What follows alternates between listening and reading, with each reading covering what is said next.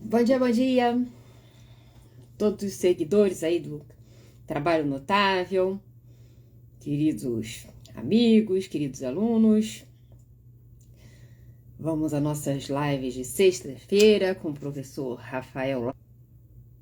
Cadê o... Vamos colocar aqui fixar o tema, negociação coletiva. Ei, Soraya, bom dia, buenos dias. Vamos botar aqui, negociação coletiva. Eu não lembro como é que era o título direito. Vou botar negociação coletiva criativa. Vou botar assim, tá? Pronto. Aí depois qualquer coisa o Rafael briga aqui. Criativa. Tudo bem. Semana de frio. Negociação coletiva criativa. Pronto. Com Rafael Lara e professora Carol Tubia. Fixar comentário. Já fixamos. Ué, não fixou não? Peraí. Fixar comentário. Pronto. Ó, Rafael já entrou. Já vou chamar aqui. Meu amigo. Eu fixei o tema. Ué, eu já apertei fixar 2 vezes, o negócio não entra? Peraí. Hein? Nossa, que Que? imagem horrível. Que tá com sol atrás. E aí, meu filho, tudo bom? Eu tô bom, e você? Bom dia! Bom dia. Que casa é essa aí? É sua casa? Não, é a Casa do Compromisso. Ah, tá. A gente está fazendo nossos momentos para ouvir a advocacia do Estado de Goiás. Um dia eu vou fazer lá da minha varandinha, que vocês vão ver bonito. Eu tenho uma vista bonitinha aqui. Semana Bom, que vem vou fazer de lá. Pra dar uma me inspirada. diga lá, Carol, como passou a semana? Tudo bem, e você? Essa semana eu dei Passei aula bem. todo santo dia. Vixe Maria, gente. Como é que é? Essa semana eu dei aula todos os dias, e alguns dias 2 vezes por semana. Pois é, você me falou que estava bruto o negócio, né? Essa semana tava puxado. Hoje ainda tem reunião, ainda tem coisa. Mas vamos lá. Tá bonita essa gravata aí, hein? Obrigado. Você não fixou o tema. Você escreveu, mas não fixou. Eu já escrevi 2 vezes essa porcaria e não fixou. Eu, Tem hein? que fixar. Eu vou pedir para abrir uma sala ali. Hum, Vou botar aqui de novo. De frente para o mar, a vista da varanda da Carol. Isso é, Paula. Não, não é de frente para o mar, não. É de frente para a lagoa aqui da Barra. Mas aí você dá para ver o mar ao fundo mesmo. Deixa eu ver aqui. Eu vou escrever de novo, que já sumiu aqui. Mas qual que é o tema mesmo? É negociação coletiva criativa? Pode ser, eu vi, gostei. Né? Vou botar aqui. Pronto.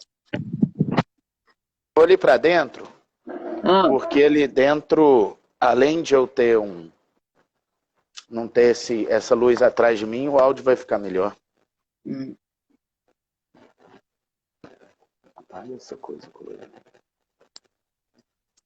Carol, vamos começar? Sim, fala aí. Fale você, o que você chama de negociação coletiva criativa? Deixa eu só conseguir. Agora fixou, né? Fixou, pronto. E o Luciano aí? Olha que querido. Olha só. Convida para entrar. Luciano tá aí, convida para entrar. Fala, Luciano, você pode entrar, porque coletivo é com ele. Deixa eu ver se ele entra aqui. Agora, bom, deixa eu te falar. Antes da Lei 13.467, da reforma, né? A gente tinha uma advocacia muito tímida para assessoria de negociação coletiva. Na verdade, aquilo ficava muito na mão dos sindicatos, um tanto quanto paralisados, né? Pouco estimulados, porque uma certa zona de conforto. Você tinha o judiciário também com uma intervenção muito, muito firme, muito acima do que eu imaginava que fosse o ideal. e aí você acabava que as negociações coletivas, elas se resumiam a você cortar e colar uns pedacinhos da lei mais bonitos, né? Dar uma enfeitada, mas ninguém inovava muito, até por medo do judiciário, até porque não tinha grandes especialistas assessorando, porque não era uma grande área, porque você tinha medo do judiciário revogar, anular aquela cláusula, enfim, era um contexto pouco favorável para se criar, para se trazer teses inovadoras no direito do trabalho. E aí, quando veio a reforma, o 611-A e B, o 611-B ele tem uma lista taxativa do que não pode negociar, mas o 611-A vem com um anúncio promissor no sentido de, olha, aqui são algumas ideias mais meramente exemplificativas. Enquanto o artigo 8º da CLT vai falar que a intervenção judicial fica restrita, né? Fica restrita ao campo de investigação da validade do negócio jurídico nos termos do 104 lá do Código Civil. Então, com isso, a gente passa a ter uma abertura muito grande para inovar na negociação coletiva, né? Para poder realmente tirar ideias ali do 611-A, mas para muito além, a gente pode se ver aí entusiasmado com possibilidades de aumentar a qualidade de trabalho, grau de satisfação de empregados e até produtividade da empresa, através de uma autonormatização bem setorizada, bem aderente à realidade daquele setor. Portanto, eu acho que esse cenário estimula que os advogados cada vez mais se especializem em técnicas de negociação, né? Porque aí sai do cenário aquele velho protagonista, né, de um sindicato arcaico, um sindicato pouco inovador, para um sindicato que vira um verdadeiro clube de serviços, né, que precisa mostrar que veio até para engajar a fonte de custeio, porque ela deixa de ser obrigatória.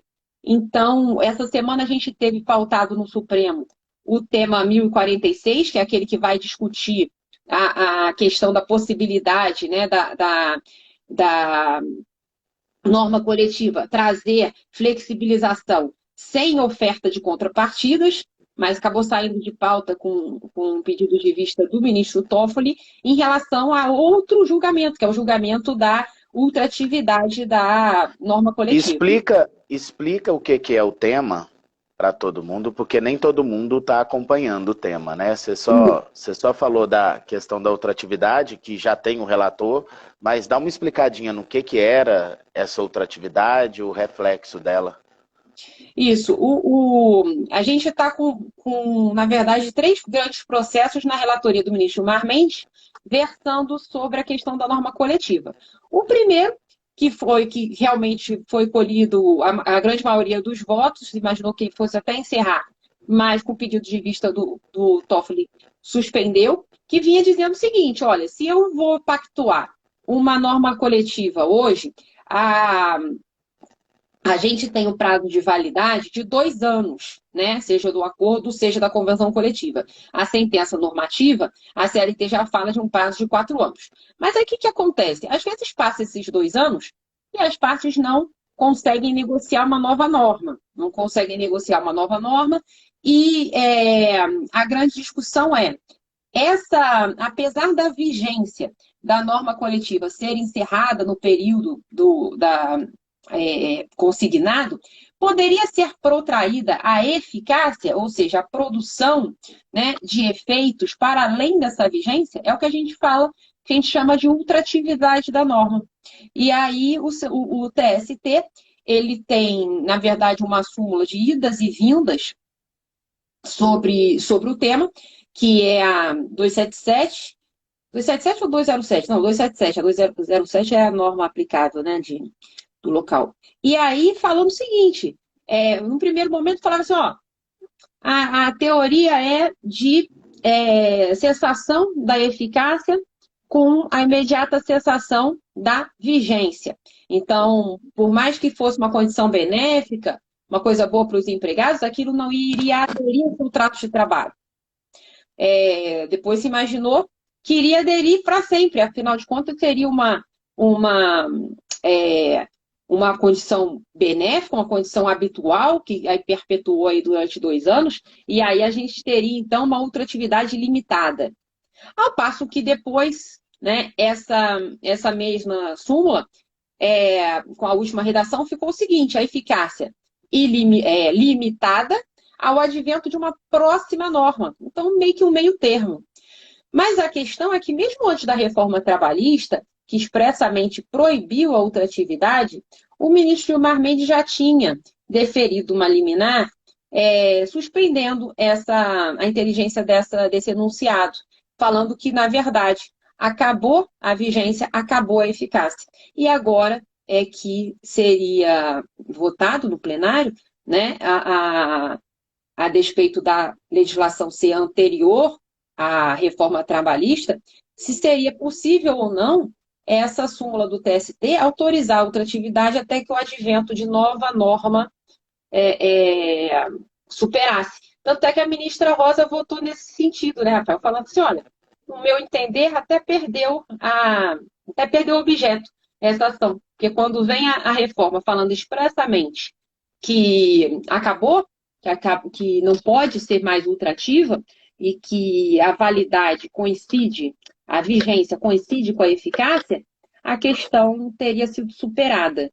Mas, enfim, vamos ver aí os próximos capítulos. Isso em relação à questão da ultratividade da norma e essas E teorias. deixa eu te fazer uma pergunta, Carol. Sua interpretação. Acho digno.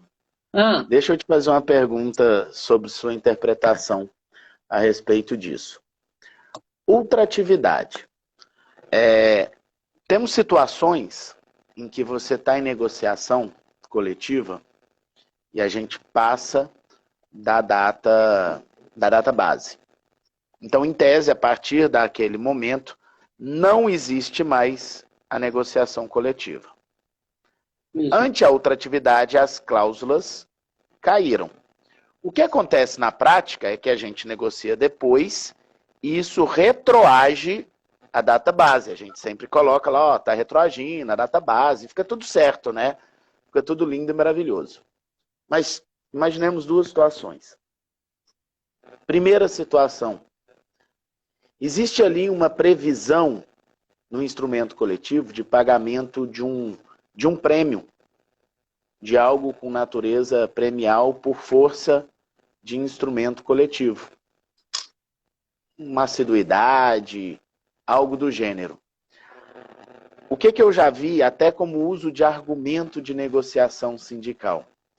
Entendam os advogados que a partir daquele momento que passou a data base e que eu continuei pagando, eu deixo de estar pagando em virtude de uma obrigação coletiva e passo a pagar por deliberalidade.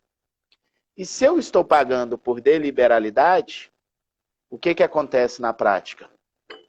Aquilo vai fazer parte do contrato. Saúde. Ai! Respira bonitinho. Aquilo faz... É porque não espirrei. Aquilo faz parte do contrato de trabalho, né? E aí eu já desnaturo a cláusula se eu não negociar. E aí naquela condição em que o empregador estava concedendo aquele benefício, ele sai de concedente de um benefício para... não é vítima. Ele passa a precisar do sindicato de empregados naquela negociação para não perder a natureza jurídica da sua cláusula. E isso muda a cor da negociação, isso muda a forma de negociar e a empresa ou o sindicato patronal passa a estar numa situação delicada. Se o sindicato de empregados fala, não, então não vamos colocar, né? Como que você vê isso? Cara, eu canso de falar isso para cliente, porque fica aquele frisson quando acaba a vigência e o cara fica naquela, né? Tô pagando, mas porque fica com medo, realmente. Aquela coisa vinha acontecendo. Às vezes você tem 3, 4 acordos coletivos sucessivos dando um determinado benefício, e aí o empregado, até o jurídico avisar para o RH que acabou a vigência, o cara já pagou uns 3 meses de bobeira. E aí pagou sem lastro, assim, sem fundamento jurídico na convenção. Quer dizer, qual que é o fundamento? É a liberalidade do empregador. E o que é liberalidade incondicionada, né? Habitual, benéfica, você não vai poder mais tirar depois que, por força do 468, porque vira realmente uma condição e incorpora. E aí, quando a empresa se vê fazendo isso, a gente você fica, na verdade, não é, fica meio que refém do sindicato, né? Você perde muito o poder de barganha na negociação, porque aí você realmente depende da negociação ser bem sucedido em relação àquele ponto para poder embasar, dar um lastro nos pagamentos. Ah, também está comendo, né? Ó, mas Pão você de vê que queijo quentinho, saiu agora. Mas eu tô te falando que essa campanha vai te engordar. Porque é negócio de churrasco, é feijoada, é pão de queijo. Tava comendo aqui uma manga, Eu não comi timidamente. nada hoje, gente, pelo amor de Deus. Mas aí tu já tá em negócio de casa, de compromisso. Eu só vejo esses Tá, negócios no teu story. A cumilança. então vamos lá. Então vamos lá. Então, quando você está na negociação, você informa a empresa, sugere, para não dizer determina, que se pare de pagar os benefícios previstos na convenção até o avanço da negociação? Eu falo, para notificar os empregados, fazer um aviso institucional, suspendendo o pagamento em virtude do avanço mais lento da negociação, qualquer coisa assim. Ou então, que eu acho que não tem. Manda a Soraya me respeitar. Eu não vi, acho que não estava lendo agora, Ela não. falou que eu já tô com o rosto mais redondinho. Não, isso não está aparecendo, não. Mas que essa campanha E os estimule. clientes obedecem? Não, aí fica super, principalmente Bom. quando a empresa pública, né, eles ficam assim, contrariados, porque você tem aquele andar mais lento, e aí, não, doutora, não podemos suspender, o pessoal vai fazer greve, vão acabar com a gente. Eu falo, bom, aí tem uma solução que eu acho assim ridícula de ineficaz, mas muitas vezes o cliente faz, né? Naquela ilusão, me engana que eu gosto, que um aviso institucional, assim, olha, estamos pagando em virtude da expectativa é, de avanço da negociação, nesse sentido. É assim, efeito zero, né? Mas quando o cliente é desobediente, eu falo, cara, pelo menos tenta atravessar alguma coisa para não mostrar que é só liberalidade, sei lá, para dar uma condicionada, né? Para você ter uma. Pelo menos uma Algum... comunicação dizendo. Eu fiz isso uma vez, a empresa não queria deixar de pagar, porque 99% não obedece, a verdade é essa. Mas uma vez a empresa não queria deixar de pagar, e aí falou, não, vamos dar um jeito. Eu elaborei uma notificação assim, que como venceu a convenção coletiva, ultrapassou a data base e não havia negociação, que tais direitos passavam a não fazer parte do contrato de trabalho. Aí eu listei. Aí eu coloquei abaixo assim, mas pautado na boa-fé e para que não haja prejuízo aos trabalhadores, a empresa informa que continuará pagando até que seja avançada a negociação coletiva e que irá cessar o pagamento caso a negociação se encerre sem incluir as referidas cláusulas. Sei que na prática a gente não vai resolver o problema, mas leva aqui uma proteção moral e jurídica, até trazer os trabalhadores aí para a compreensão do tema. Mas, Carol, Me dê aí pelo menos uns 2 exemplos de negociação coletiva criativa, agora que a gente já fez essa boa introdução técnica sobre o tema. Olha, uma que eu mais gostei, é tão simples, é tão boba, mas eu achei o máximo. Foi de uma escola que tinha a grande maioria da educação infantil, uma grande maioria professoras, mulheres, e uma escola assim de ponta, né? O pessoal um bom salário, bem acima do piso. E aí a gente colocou 2 cláusulas que me chamaram muita atenção. Uma era o seguinte: as mulheres teriam direito a uma vez por semestre faltar o trabalho de forma justificada para comparecer em reunião de pais do colégio dos respectivos filhos, sem desconto. Quer dizer, isso foi um pouquinho antes da pandemia, que as pessoas tinham que comparecer nas reuniões, né? Então, de fato, a mãe que trabalha fora, ela dificilmente, né, vai na apresentação, nas festinhas, porque às vezes é bem no horário comercial e não tem como conciliar. Eu achei aquilo assim tão simples e tão legítimo, a pauta de reivindicação, eu achei bacana essa cláusula.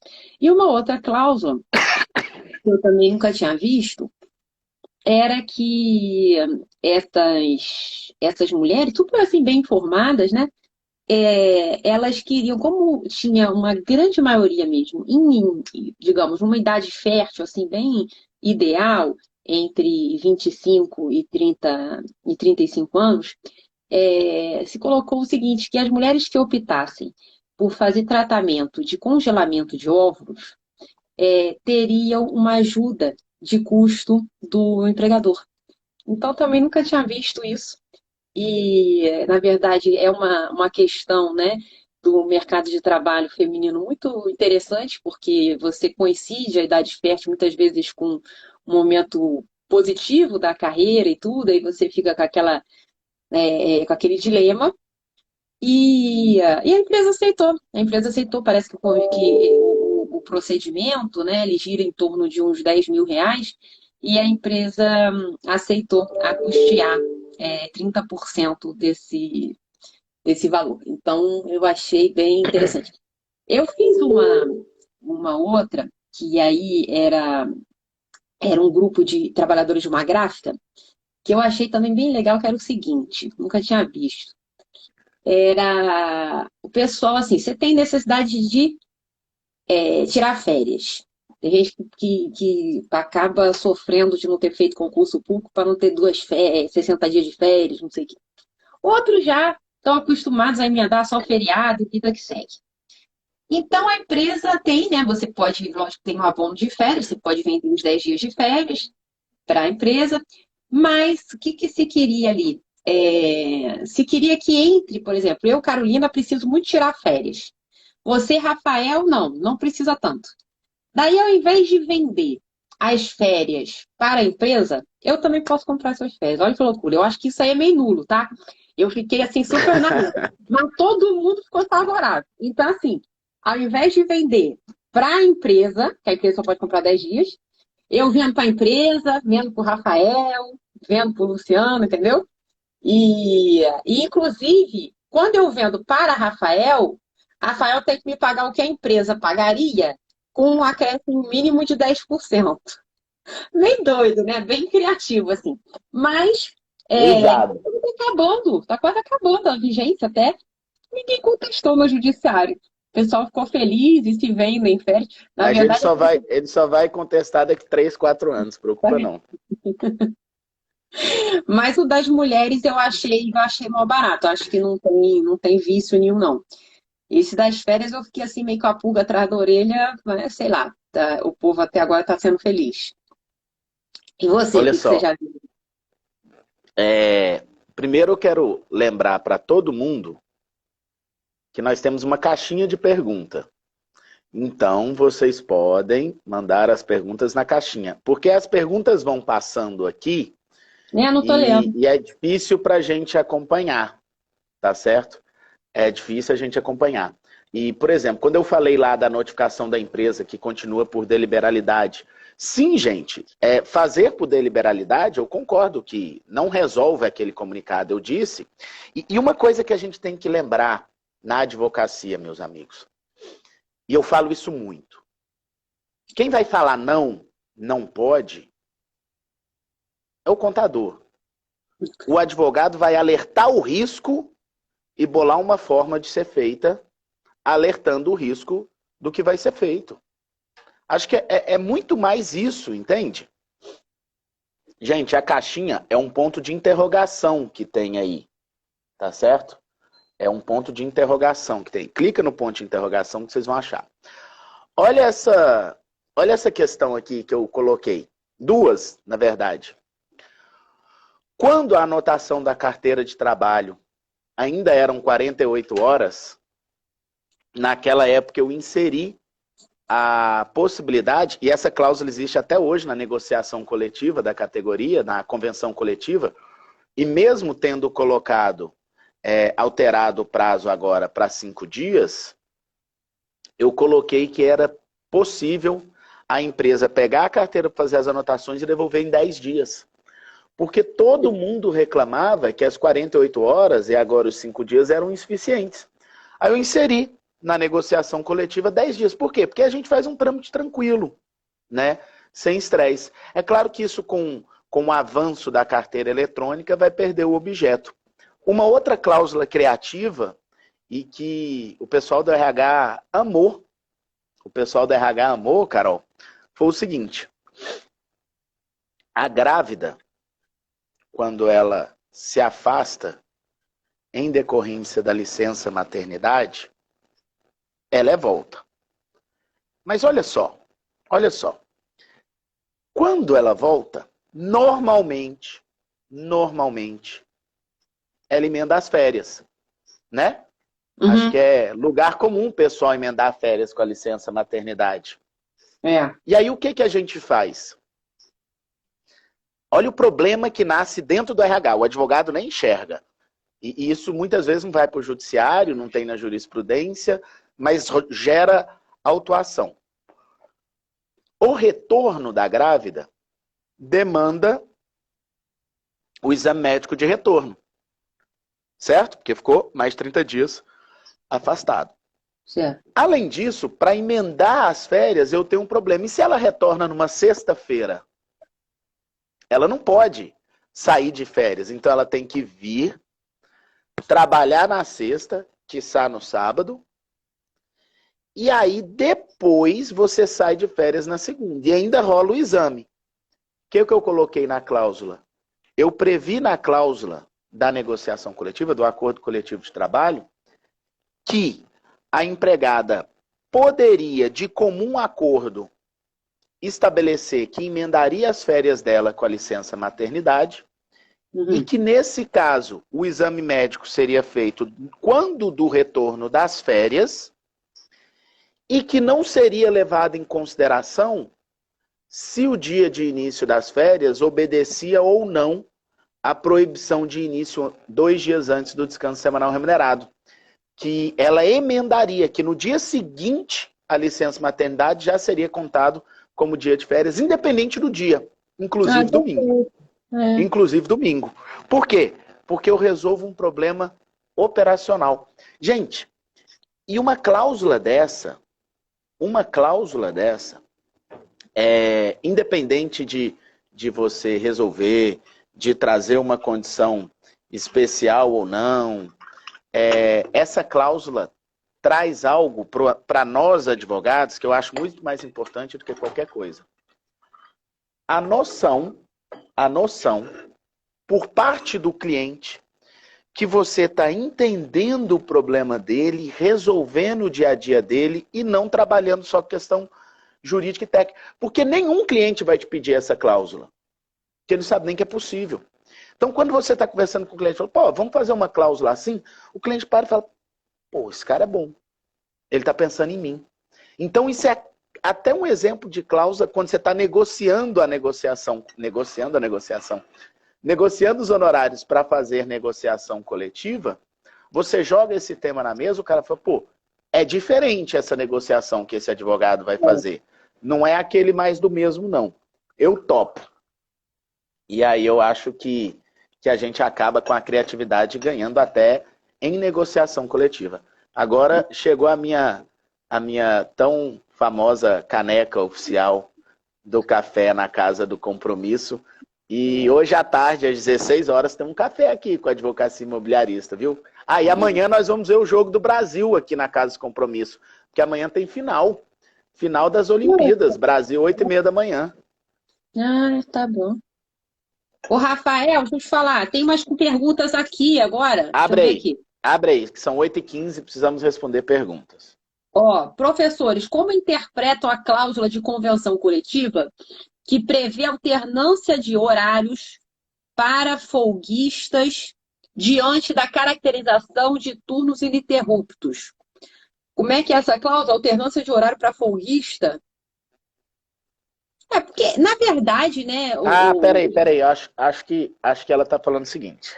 Porque ela está esclarecendo aqui, no contrato de trabalho tem cláusula específica de folguista com indicação dos dias e alternância de horários. Que isso, Rafael? Não, turno ininterrupto de revezamento, né? Turno ininterrupto de revezamento.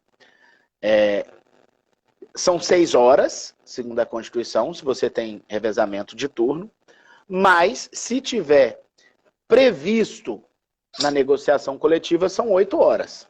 Isso. E eu já vi essa cláusula. Que ela está falando. A cláusula diz o seguinte, porque o folguista, você tem a fábrica, a indústria, normalmente isso é uma cláusula de indústria. A indústria funciona 24 horas por dia. Mas apesar dela funcionar 24 horas por dia, ela não trabalha com turno ininterrupto, né? Que é alterar... assim, as pessoas às vezes confundem um pouquinho, só para a gente explicar. É ininterrupto o trabalho. Mas os empregados não mudam o horário que estão trabalhando. E a Juliana está falando que acontece muito com porteiro. Tem sentido. Se tem um folguista porteiro. Aí o folguista, ele é aquela pessoa que vai preencher as lacunas. E pode ser que ele preencha o pessoal do turno 1, do turno 2 ou do turno 3. E com isso ele acaba tendo aí um turno ininterrupto.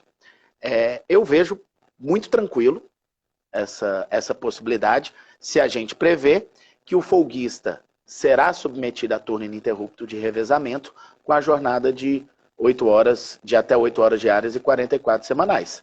Não vejo problema não. E você? Não, perfeito. Essas cláusulas, apesar de hoje a gente ter, né, quase tudo na mão da negociação individual em termos de jornada, fica parecendo pela CLT, né, que a gente só tem assim o lance do intervalo mesmo para exclusividade de tratamento de negociação coletiva. Porque, na verdade, você pode fazer um banco de horas semestral na negociação individual. Para que você vai correr atrás de um banco anual em norma coletiva? Então, eu acho até que o tema jornada acabou ficando, tá ficando um pouco deixado de lado, tem sido deixado de lado nas negociações coletivas. Mas a gente tem que lembrar, né, Rafa, que o campo da negociação coletiva, ela dá muito mais segurança para ambas as partes em termos de validade do negócio jurídico.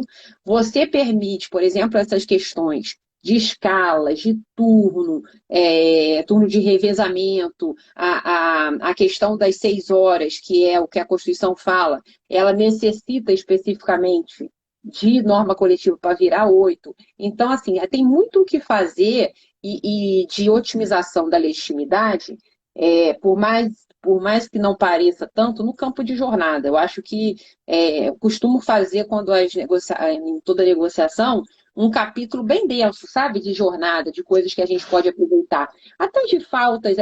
Eu coloco tudo, até aquelas que a empresa não vai precisar. Isso, por exemplo, a redução do intervalo, Carol, né? Redução de intervalo. Eu coloco lá que o intervalo poderá ser reduzido. E aí, muitas vezes, o pessoal fala, mas eu não tenho interesse. Cara, mas vamos colocar. Por que vamos colocar, gente? Todo mundo aqui já fez ou já defendeu uma reclamação trabalhista e que o empregado voltava inadvertidamente do almoço com 53 minutos. Isso E aí. aquilo gerava uma condenação grande no passado, agora gera uma condenação menor, mas continua gerando condenação. Se a cláusula existe, você mata esse passivo. Mais uma cláusula que você vai explicar para o cliente que você está fazendo pela parceria advogado-cliente, e ele vai perceber que você está enxergando esses problemas. Eu acho perfeito mesmo. Bom, outro Tem caixinha? Tem caixinha? Tem. Mas cota de aprendiz pode ser reduzida em norma coletiva? Boa pergunta, né? Diz o TST que não, Carol. Diz o TST que não. Nós temos aí precedentes do Tribunal Superior do Trabalho dizendo que cota não pode ser negociado, nem de aprendiz, nem de PCD.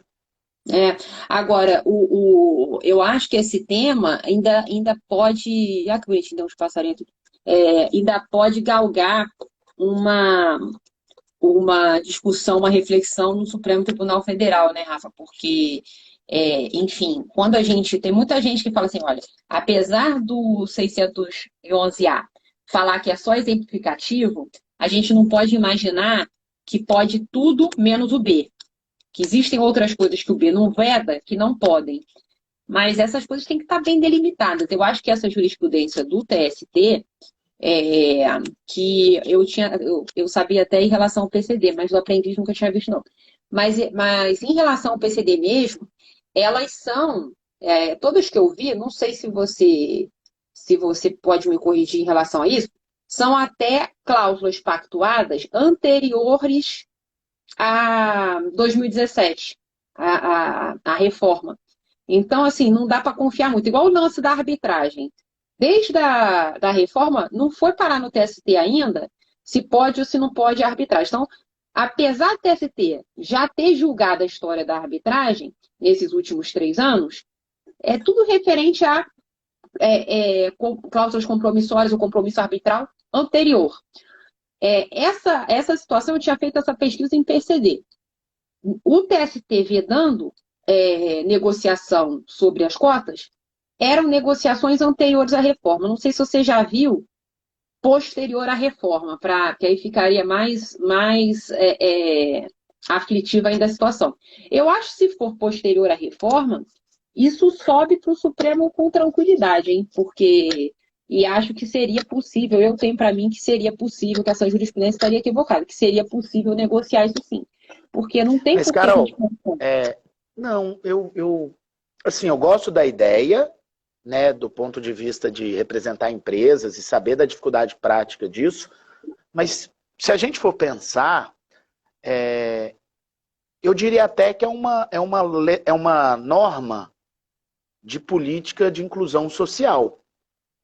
Sim. Aprendiz e PCD. E a partir do momento que é uma norma de política de inclusão social, penso que ela não pode ser negociada por particulares. Em que eu teria uma vedação da proibição de o particular negociar a política social. Né? O tema vai ser bom. Eu tenho dificuldade e olha que eu sou a favor de uma negociação coletiva ampla. Mas as cotas, eu penso que elas não fazem coro aí ao que a gente pode negociar. Não porque não é uma norma de saúde e segurança do trabalho, não é uma norma de saúde e segurança do trabalho, mas uma norma de política social. E aí o Fagner está falando que tem fulcro em direito fundamental, eu nem acho que esse seja o argumento. Talvez até seja utilizado, mas nem acho que esse seja o argumento. Porque nós temos outros direitos fundamentais que são negociáveis. Isso com todas as aspas do mundo que a gente tem que falar para não interpretar errado, né? Mas que são negociáveis por instrumento coletivo. Enfim, um bom debate. Tem mais pergunta na caixinha? Faltam 5 minutos.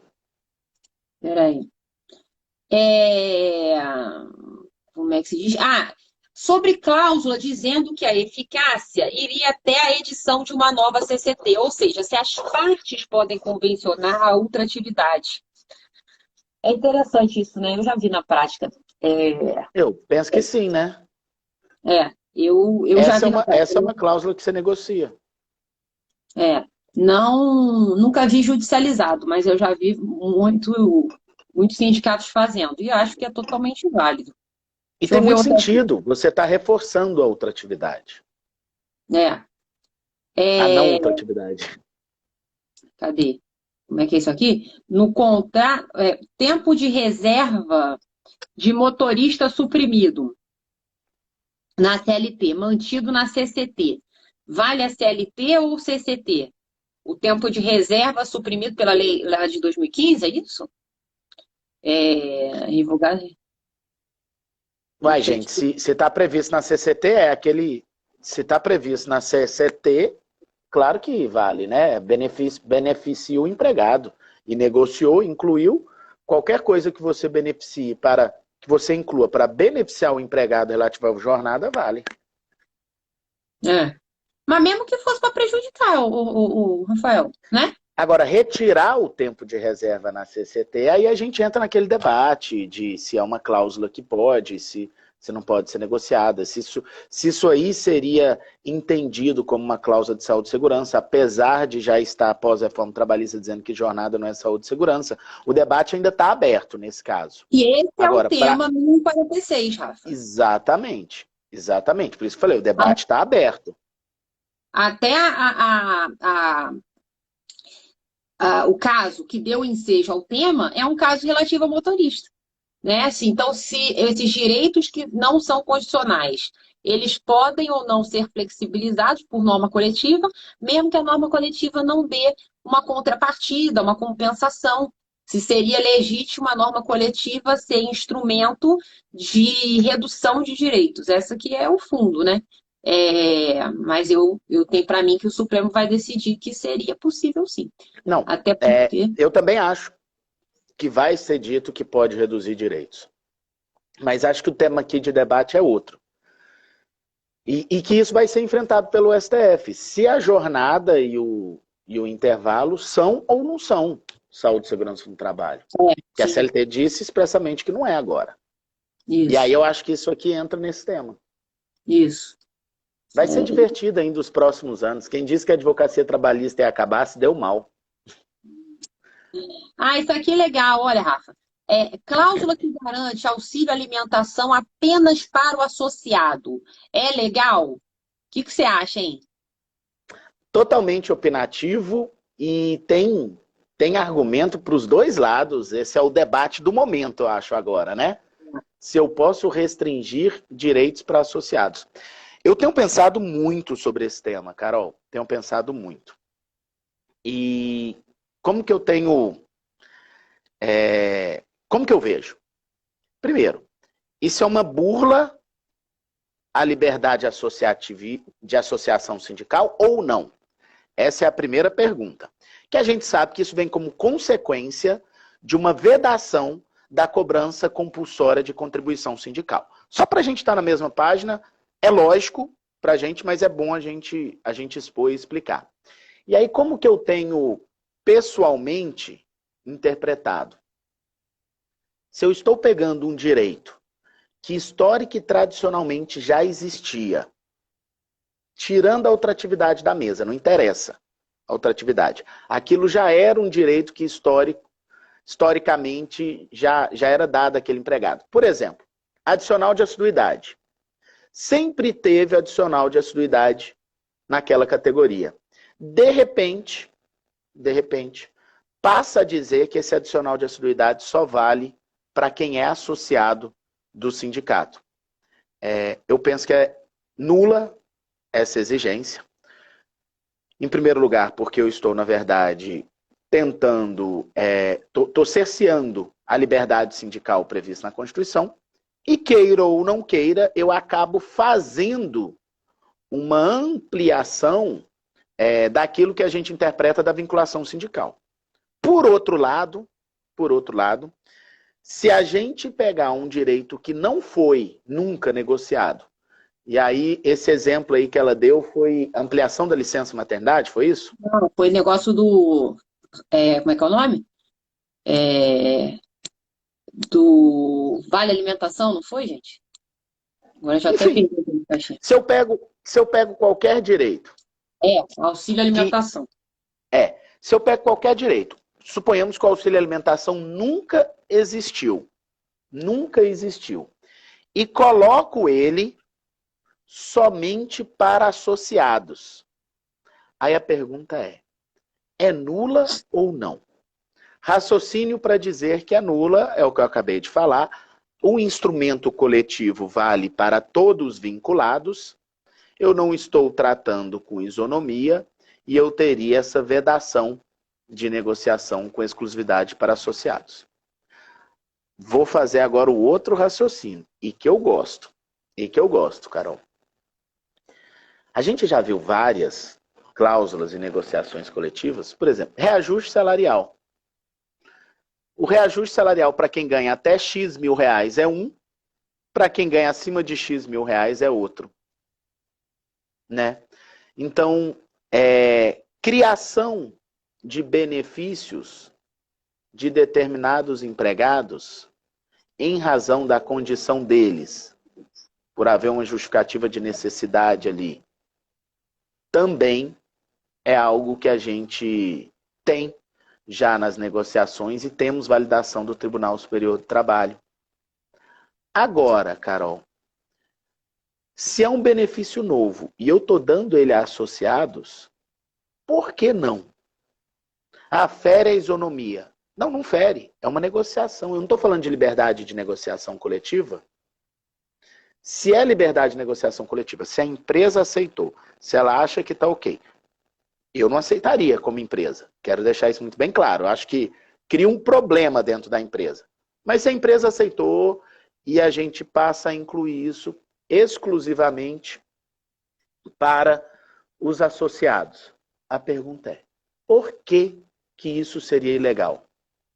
Eu tenho liberdade de associação, eu não tenho compulsoriedade de contribuição sindical, eu estou dando um benefício que não existia para aquela gama de trabalhadores, para aquele conjunto de trabalhadores, e eu estou criando uma condição que é legal. A condição é legal. Qual que é a condição? Ser associado. Eu não estou colocando lá uma condição ilegal ou uma condição discriminatória. Eu estou dando a opção. Você quer o auxílio alimentação? É o mesmo raciocínio quando eu estabeleço, por exemplo, um seguro e eu prevejo uma contrapartida do trabalhador a esse seguro e o trabalhador pode dizer, não, eu não quero dar a contrapartida. Não, então você não vai ter o seguro. Tudo bem, eu não vou ter o seguro, eu não quero a contrapartida. Isso é legal. Por que a hora que essa contrapartida é para o sindicato e não para a seguradora, isso vai se tornar ilegal? E aí dizer que isso é legal força as empresas e os sindicatos a criarem subterfúgios. Então tá, eu não vou prever um auxílio alimentação. Eu vou prever, eu não vou dizer o nome para não polemizar, eu vou prever algo que vai trazer uma série de benefícios para o trabalhador e que isso vai ser pago e se ele quiser ele vai se recusar a pagar e não vai ter essa série de benefícios que é um terceiro que está pagando. E esse terceiro vai ter retorno para o sindicato. A gente precisa amadurecer o tema da negociação coletiva.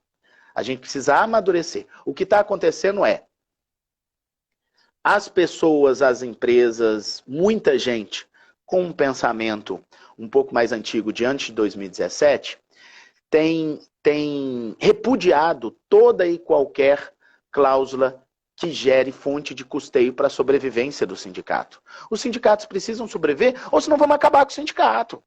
Vamos encarar o problema de frente e acabar com o sindicato. E para finalizar o raciocínio, tenho dúvidas se a gente poderia fazer isso por convenção coletiva. Porque eu estou falando de uma coletividade em abstrato, apesar de estar definida a categoria. Por acordo coletivo, eu não tenho dúvida, na minha opinião, de que seria legal fazê-lo.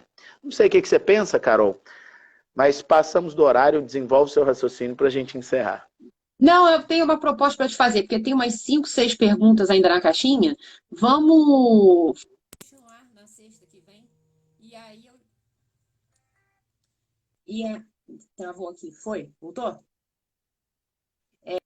E aí eu concordo com você e tenho outros argumentos também, até baseado naquela nota técnica do MPT, que também nesse sentido, né, Rafa, de que é preciso legitimar essas fontes de custeio. Mas o que você acha da gente continuar isso sexta que vem? Então, repetir o tema da live, pode ser? Porque aí o pessoal não fica... Mas aí você precisa anotar as perguntas, senão a gente perde elas. Isso, eu Você vou precisa fazer isso, fazer um tá? print aí. Você precisa Vou fazer dar. um print aí agora antes da gente encerrar, porque senão a gente Aham. perde as perguntas. Peraí, calma. Bem, meus amigos notáveis, para quem perguntou, então, essa live acontece toda sexta-feira, das 7h45 às 8h30 da manhã. Esperamos vocês aqui na sexta-feira da semana que vem. Nós vamos dar continuidade a essas perguntas e vamos trazer outras cláusulas de negociação criativa. Para quem ainda não é da comunidade notável de prática trabalhista, lamento informar, mas não existe possibilidade nesse momento de ser. Talvez em setembro a gente abra uma outra turma e vocês serão muito bem-vindos. Para quem for de Goiânia, Carol, quero deixar aqui o convite. Hoje, 16 horas, a gente tem um café com a advocacia imobiliarista e amanhã temos café da manhã na Casa do Compromisso. Obrigado, querida. Tá bom, Rafa, obrigada. Até sexta que vem, querido. Boa sorte aí. Beijo, gente. Tchau. Salvar aqui, tá, Rafa? Tchau, tchau. Sim, senhora.